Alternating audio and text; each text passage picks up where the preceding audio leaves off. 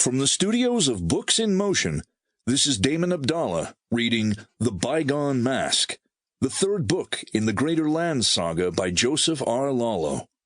Now, let's begin with the prologue. It's not personal, it's just business. It was a common refrain. Even in the most stale, overused idioms it was understood that business was inherently impersonal.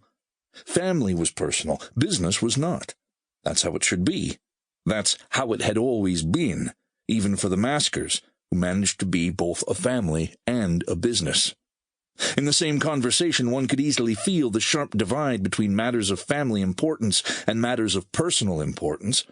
Within the Masker clan, the distinction had always existed, and both elements of life were present in equal measure. But not here, and not now. It started with the room. They weren't in one of the lower floors of Masker's antiquities. They weren't gathered around the dining room table with biscuits and wine on the table.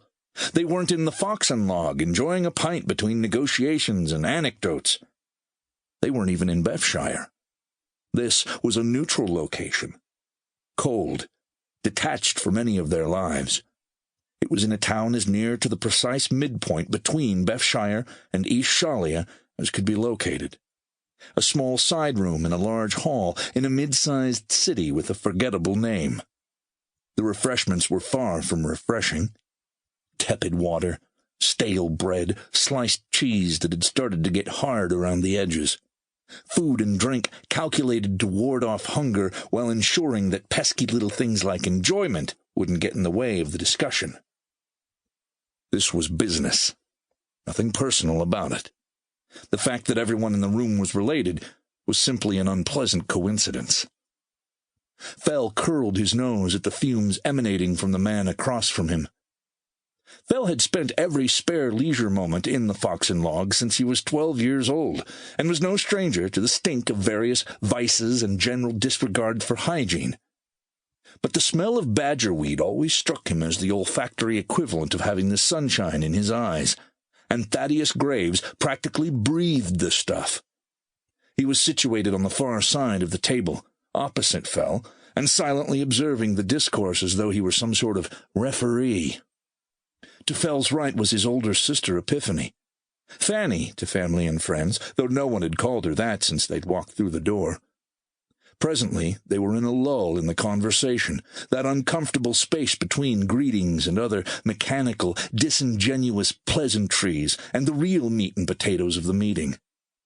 This gave Fel the opportunity to regard Epiphany in relation to her adversary in this little discussion, Euphoria Graves, née Masker.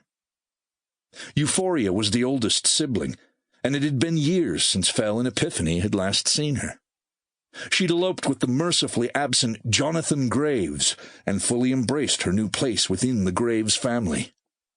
The years had changed her. Fel honestly wouldn't have recognized her, not as her old self anyway. The youthful mischief that had been a permanent part of her expression had been eased away to calm, collected focus. She'd let her hair grow longer and a bit more wild then, with curls that absolutely would not be tamed. Her hair was now pulled back into a ruthlessly tight bun, the sheer tension leaving her hair looking barely wavy. But even if he hadn't recognized her as his sister, he would have recognized her as a Masker. With her business face on, she was the spitting image of her mother when she was dealing with a particularly trying customer. That she would look upon her own flesh and blood with such an expression felt like a slap in the face. "No sense dilly-dallying," Euphoria said.